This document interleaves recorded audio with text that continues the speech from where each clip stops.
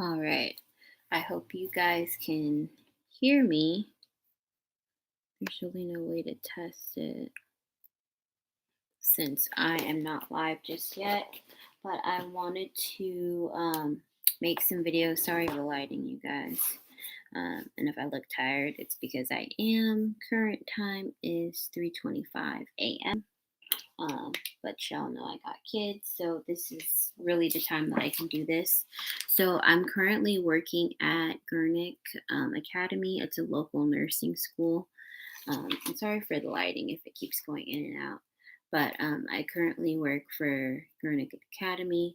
I'm teaching fundamentals. Last semester, I taught psych, and I also had like a clinical rotation. And I just noticed that the students struggle for whatever reason. So I wanted to make some slides to help out with that, or like some videos to help them practice. Nursing school, especially when you're first starting out, you're getting used to the questions and how they're formatted, um, which can be really hard, right? There's like four correct answers, but what's the best correct answer, right? Okay.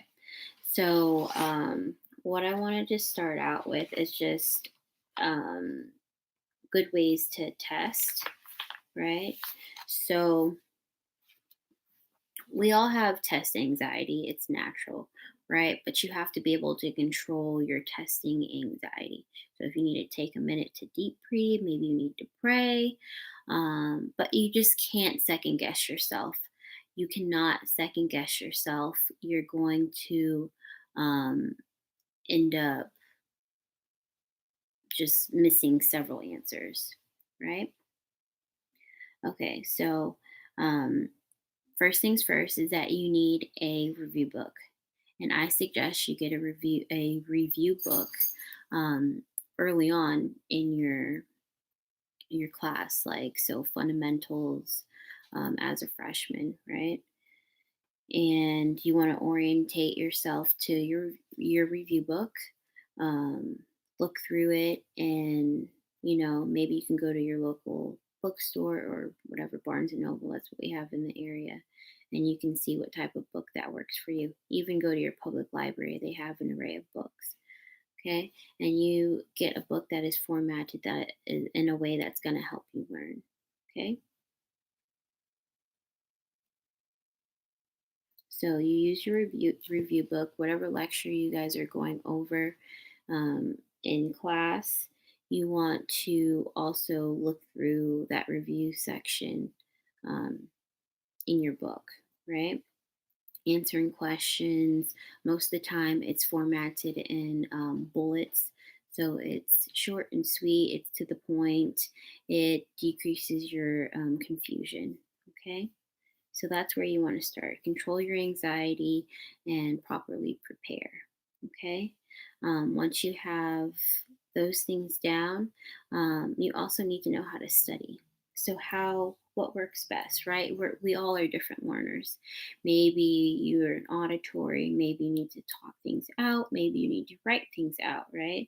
So, you figure out what works best for you. All right. Um, so basically, you study the material, you review the material, and then you want to start doing practice questions. Right? If you don't do well on the practice questions, then you want to go back to reviewing the sections that you did not do well on. Okay? So keep track of the questions that you get right, but more importantly, the ones that you get wrong. So for me, I had this even in undergrad. I had a notebook where I would um, write down, like, say it was a definition or it was like a chart that I just didn't understand. I wrote it down in my book. All right, so this is my NP book. I'm currently studying for boards. Okay, and you basically go through and write the questions that you don't completely understand. For me, this is actually like I guess my study guide. So I wrote as I went through lectures or listened to lectures. I wrote down pretty much everything for every like disorder or whatever because I really needed to start from the basics. I don't feel like my school prepared me well. And that's just like a whole nother topic. All right. So get a notebook and write down what you don't get right. And then, secondly, a good thing to do is to like look through the question and pull out the key points that they are asking. Okay, so that's a good way to do that. Organize your thought. Most of the time, you do have a piece of paper, and when you are taking the Nclex, you will have a piece of paper and a pencil that they will provide. Okay, the computers they have calculators on the computer, so you don't have a physical calculator, but they do give you what you need. Okay. Um, so as you're studying, maybe you need to definitely set a time, aside time to study. So create a schedule. So I'm going to be working on a 5 week program that is definitely going to prepare you for the NCLEX. Okay, so when I took the NCLEX several years ago, I passed with 75 questions.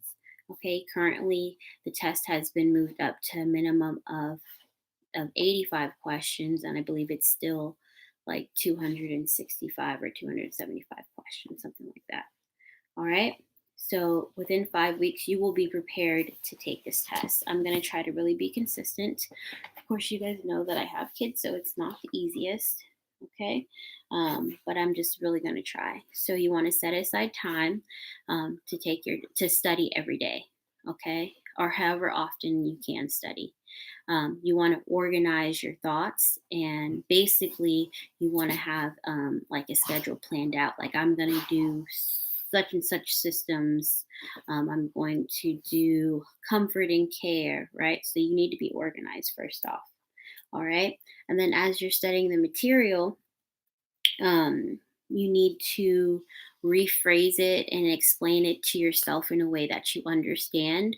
Or how I like to say is be able to explain it to a fifth grader or somebody that has um, like maybe like a fifth grade reading or learning level, right? So, and that's basically how you teach your patients, right?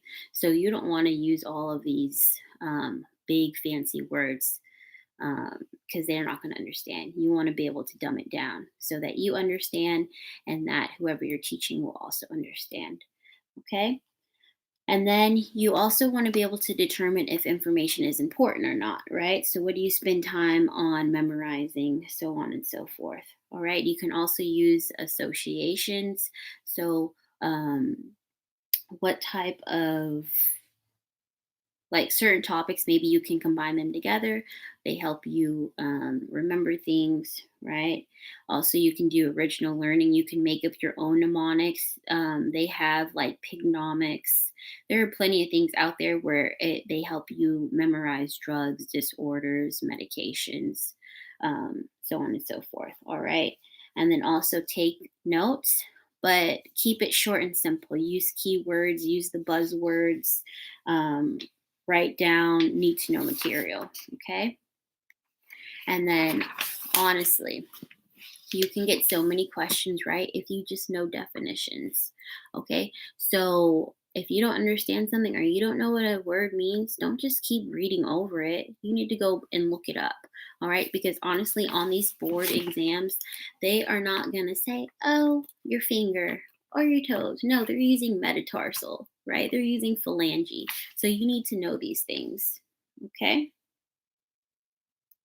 And then, like say you did memorize a table or a chart, you want to just go ahead and immediately write that down so that it doesn't become a distractor for you, whether you're taking an exam in class or you're taking your boards. Okay, like I said, they give you a pencil and a paper, or a pencil and paper, so let that be the first thing that you write down. Okay. Um, so the type of things that you probably will need to memorize would be like names of common drugs, and sometimes you need to know the generic and the brand name, right?